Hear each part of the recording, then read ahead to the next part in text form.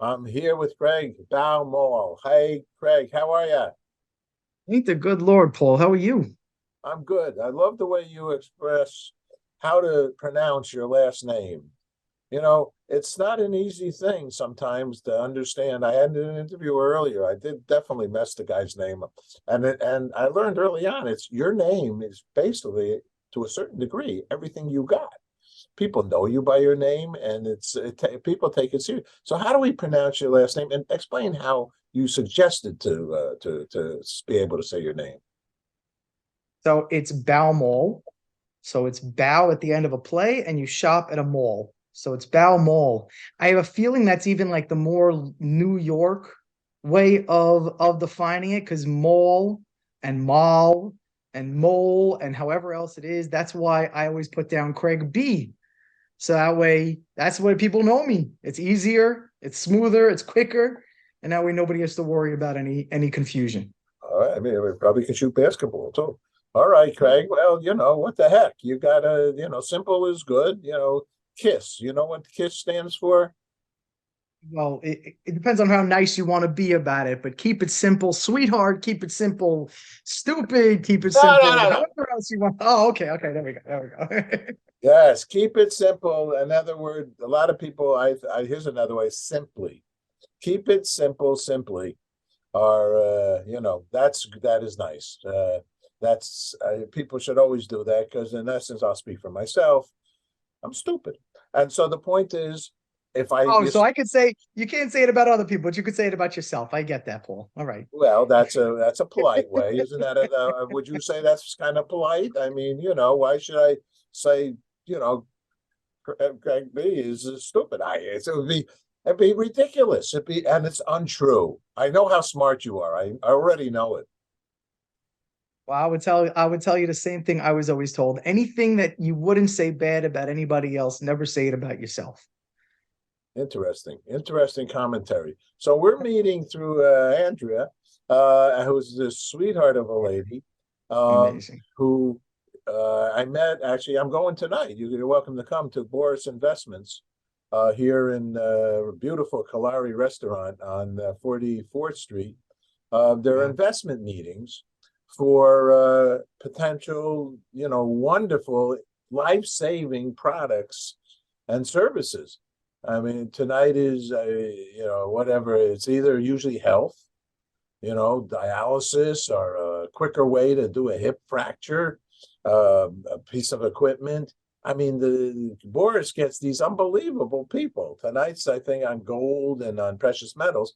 But if you want to come, just you let me know. I'm recording this. The world can know too, because Boris is my buddy. I've been going to him for a lot of years. It's at a great restaurant. They're my buddies. I'm hoping they get involved with our Earth Day. I'm going to make it's Greek. So this place is packed. It's unbelievable, great Greek food. And I've asked them, and we're going to meet and have them do it on the stage on Times Square for Earth Day on April 22nd, because food is one of the biggest concerning scenarios with regard to Mother Earth and water. We're into water. So, Craig, tell us about you. I talked enough. I can't stand myself. Funny because all I keep hearing every time you speak is something else I didn't know about you, and I get to learn even more. So every time you speak, you can't stand yourself, but you're always bringing me something new. So I can't wait to hear more about you. Uh, I guess I don't know where you want me to begin. I always say easiest way is begin at the beginning, I guess.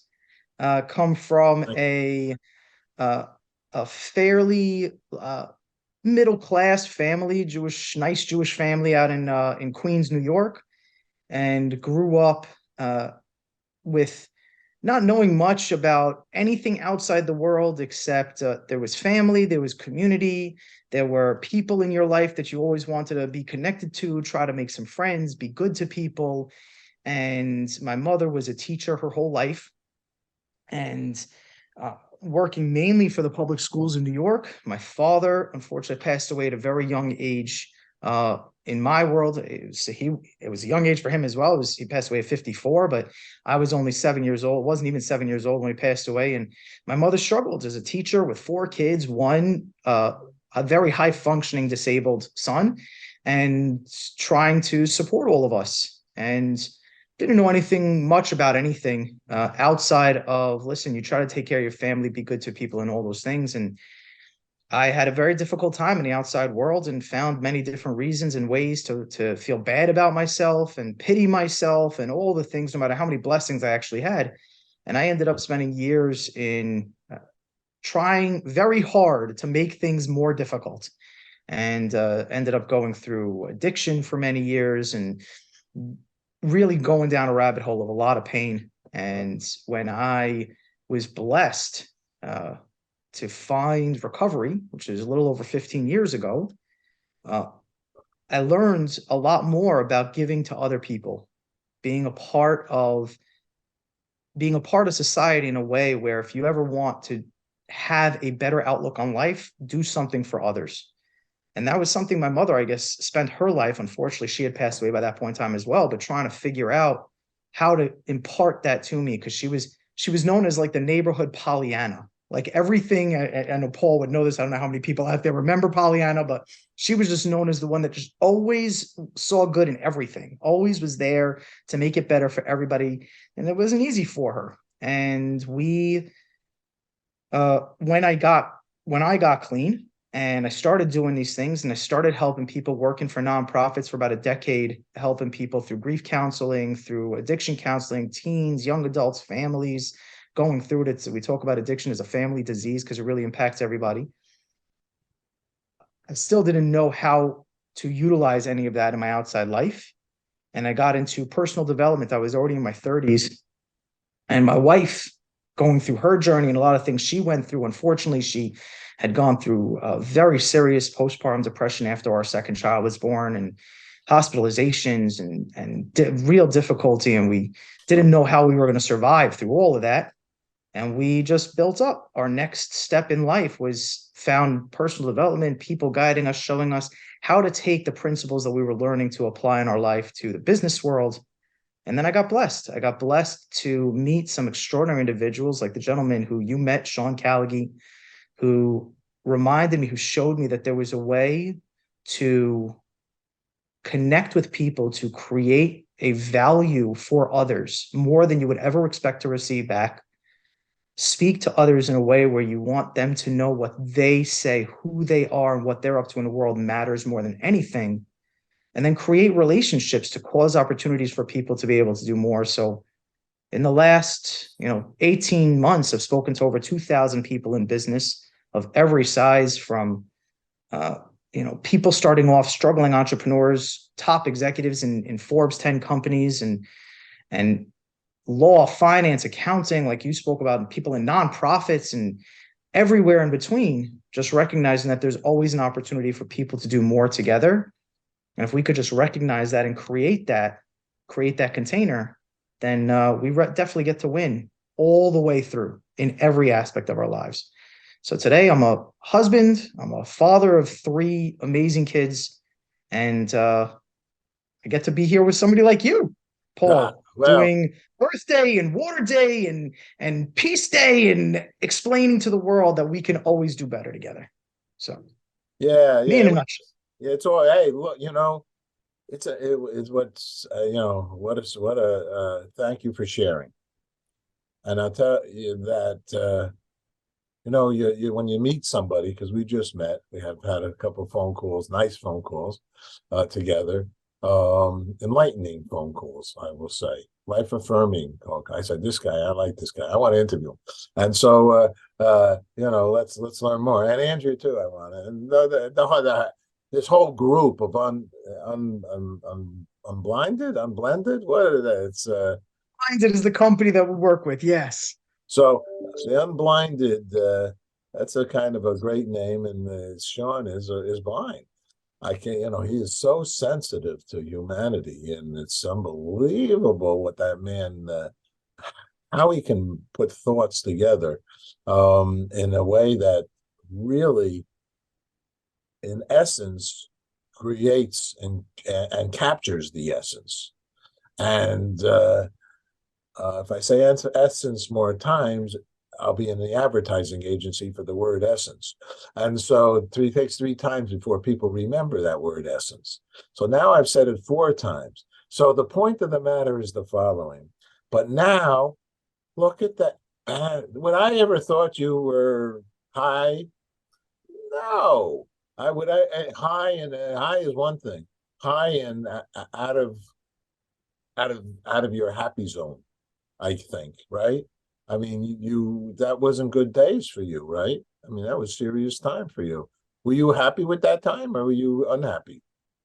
When I was using, I think I just figured I was surviving. Um, and maybe not even. You I was mentioned in a that lot, definitely a lot of pain, no question.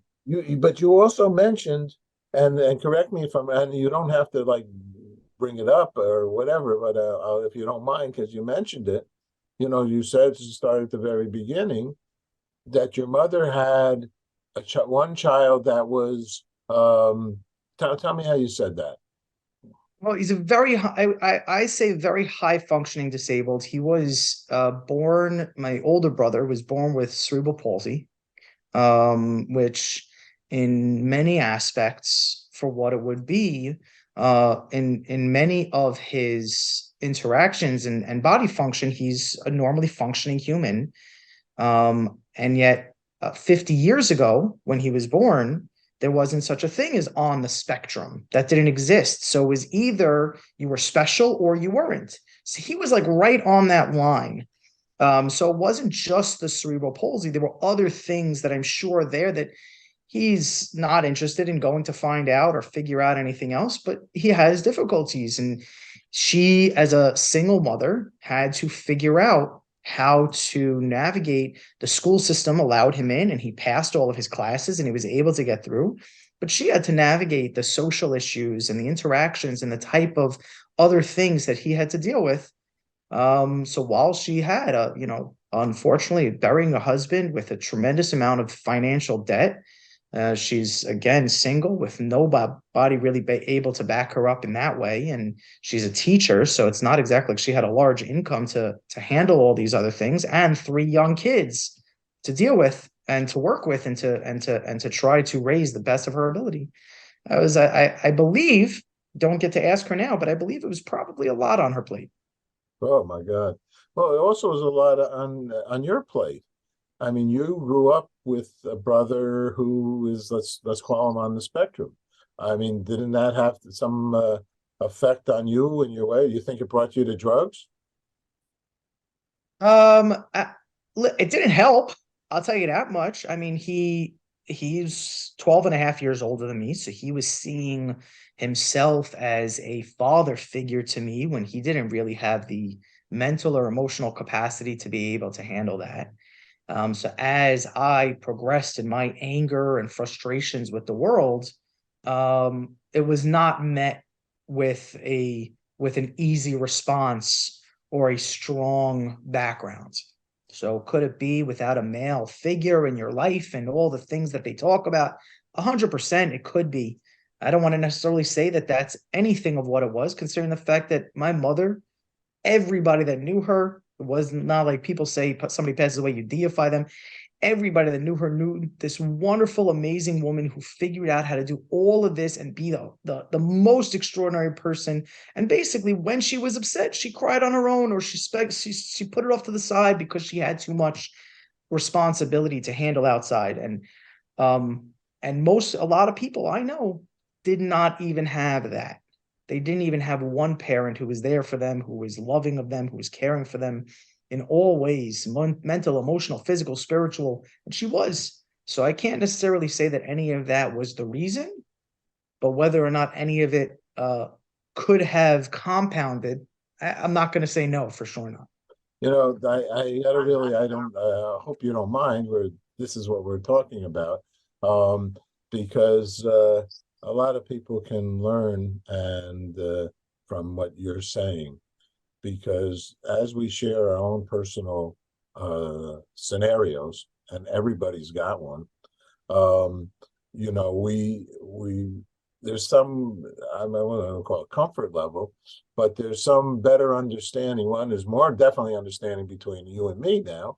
And in your regard, I mean, I talk mostly about our production stuff that we're doing, but I was a lucky dude. I had both parents, and I loved my mother was librarian, at Temple Emmanuel, and then up in Westchester County, my dad had a shoe store. He was like the mayor of Tarrytown.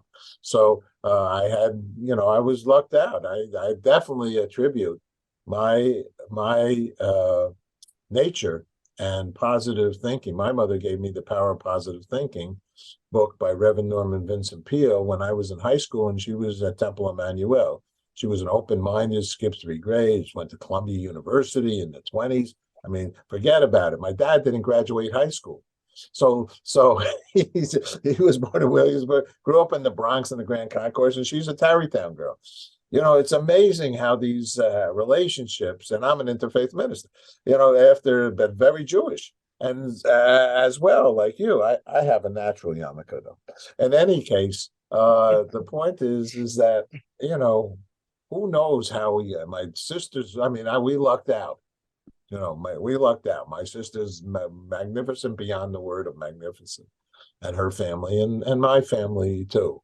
But this is not a, it's so easy to happen. And we all have friends. We know the friends, a lot of them have gone through some real stress, right? And so that's the way that I see it, is a lot of people go through a lot of stress. And, somebody asked me a long time ago, and this is not to like bring things down or anything like that, but I do want to give a little context. My sister also passed away. And Oh, when she was literally on her deathbed, somebody came to me and they tried to attack my religious beliefs. They did so because of their own fear. It wasn't like, let's just attack. They did so because they were afraid of what it meant or what they didn't have. And they said, how can you believe in God when you've lost your parents, your sister's in there dying, all these things is going on in your life? How can you possibly see this as anything else, as that there's more out there? Listen, this is my belief system. It's not about anybody else or what they feel or see. What I can tell you is that whatever my answer, and my answer really comes down to, listen, I have a wife, and I at that point in time only had my 9-month-old daughter, and that happened, and I can trace how everything happened in my life to create that and to cause that to happen. I can't see that as anything bad. That is nothing but a blessing. And there are so many blessings in our life that we get to have. The fact that, with barely any prior experience, I can take what I learn in recovery, personal development, emotional intelligence, and all these trainings that I've done, and take that to companies and help. I helped at one point in time 5 different companies off of a single meeting each. And I was able to help them go beyond their loss and exceed their growth expectations in less than 6 weeks. And that happened 5 times over. And how can somebody, again, with no personal experience in those spaces, create 20 of these online shared experiences and introduce hundreds of relationships, build more than in less than 7 months, I was able to build more than $25 million in business with these companies in 10 different industries. The idea that we get the access to be part of this is only whether or not we're willing to step into it. And I think that with everything you went through, you came from, like you said, a blessing and a blessed home and all the things. I think that you recognize that no matter who you are, no matter where you're from, everybody goes through trials, tribulations, joy, happiness, all the feelings and thoughts. But who and where do you want to show up? How do you want to show up in your life and world? And I think that you do so very intentionally. I do not. I don't do it so intense. I'm a natural. I'm a natural because my mother gave me the bar to positive thinking. The book. I didn't even read the book. I watched the Three Stooges. I was busy and watching Superman and wrestling. That's So, that positive thinking right there. Superman is a god. It's a but I went positive into the thinking. TV business. All that television, numbskull stuff put me into show business instead of the shoe business, which my dad had. In any case, but what I wanted to say, and we're going to kind of wrap up right now, and we'll talk again, is with regard to, I guess I wanted to say unblinded. So just give us a synopsis. Is there a website that people, I want people to go to Unblinded because I'm very impressed with a couple meetings, yourself and Andrea, but the strength of the character of this organization that I still don't know much about. You're going to have to tell Francesco that this moment he better call me on Zoom. Can you do that? Because I don't have my phone. And without the phone, who can run life? But you also, I didn't have any for a whole night. I didn't have to plug in and charge it. I didn't have to do anything. I didn't have to check my text, my WhatsApp, my WeChat, my email. You were free. You were free for a night. Except I Look couldn't at you. get up in the morning. I was concerned. And I No. told people I have a home phone. Everybody should have a home wired phone. They say that. You know, a lot of if you really in an emergency, I sort of have emergency, but I have a plugged-in phone.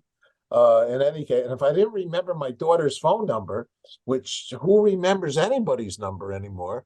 And Austin, who works with me, who is probably the only guy I talk to every single day, um, if I didn't have these numbers, I'd be in big trouble. I couldn't have gone to the doctor this morning. In any case, I'm going to shut up now. What's Unblinded? What is the organization? Blinded is a business acceleration platform. You can go and take a look at it at any given time. It's co-founded by a blind lawyer who is an international speaker, nationally successful, and yes, an extraordinary, dynamic individual and an adventurer, but a true warrior of truth, of communication, mastery in self, influence, and process to be able to up-level any aspect of life. And my job as the executive producer of the Heart of Influence, which we do anywhere from 25 to 40 shows a month, is building and creating these relationships intentionally for people who want to be able to meet. And that's the way we add value first. So people want to come on, they can reach out to me. I can give you my link for my LinkedIn. People can connect with me. We can talk and see if there's a place for people to do so. And anybody that they want to meet or work with, maybe there's another show we can build just around that. It depends on what it looks like, but it's all about giving something to people, adding more value than you ever expect to receive back, and causing the possibility that maybe there's even more we get to do in the future. What's the website? So website for Unblinded is unblindedmastery.com. And what's the email or anything to get to you? So it's Craig.Baumohl, which is Baumohl at unblindedmastery.com. Last question. And you need to two things. One is you need to send me in Word email a backgrounder on you, okay, and include any of these links and any social network, anything you want to. I'm a cut and paste, boom, bang, and I'll send it over. it's done. No problem. Last question, because we've asked many people, and we're into this peace, pause the world for peace. I've asked the question the following: what is peace for you? So, Greg, what's peace for you? Peace for me is when people can recognize that everyone, the entire world over, man, woman, child, no matter what culture or background, religion you come from, we are all more than 95% the same. There is less than a 5% difference. And I think I'm exaggerating when I say that, between any of us, physically, emotionally, spiritually, in all aspects. And peace for me is when people recognize that and see the value that they can bring to each other and the world around them by doing more together. I'm going to just say something I usually don't, but I'm going to because I wore a tie for you based upon our short thing, and it says freedom. And I wore this tie because one, we had talked about that there was a hate Jewish event that concerned us, but I wore it because see, I did the 20th anniversary of Woodstock with Richie Havens. And Richie Havens started Woodstock, of which I didn't go to because I wasn't a hippie. I was always the president of the class with the tie and jacket. I was a nerd, and that's my pronoun. So if you want to see under my name, you'll see nerd. So the point is the following. I wore this freedom one just for you because I felt you had such a solid character the few times we've spoken. So I just want to throw that in. And Richie, I'm going to say, because I'm coming out with the movie this year, Woodstock Forever, Peace, Love, and Hope. Richie, in Times Square in 1989, when we did it, I had the Great Lawn, which I just lost yesterday for a 9/11 event, because the city doesn't feel they have enough people to oversee 60,000 more people in the Great Lawn. In any case, I Mm. was going to create the largest human peace sign, 7 monitors, one for each continent. It was a big show. It'll be another time. It's better because I didn't have the money. But if I stay on your phone calls, that money will come in, and there'll be so much of it. I'll smoke it like a cigar. In any case, what a character this guy is. In any case, the bottom line is Richie said to me, and it's in the movie, 10. He gave it a 10% number.